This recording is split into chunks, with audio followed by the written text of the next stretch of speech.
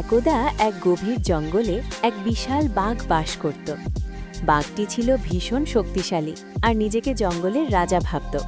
তার ভীষণ অহংকার ছিল। সেই জঙ্গলেই বাস করত এক ছোট্ট কিন্তু খুব চালাক শিয়াল।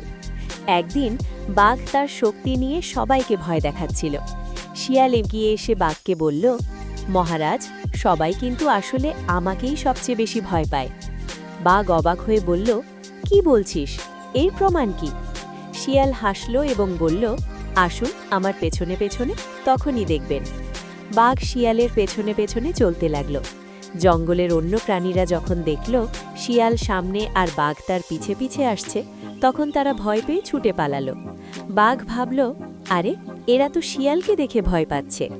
এই গল্প থেকে আমরা শিখি যে শুধু শক্তি দিয়ে সব হয় না, বুদ্ধি থাকলে ছোট হয়েও বড় কাজ করা যায়।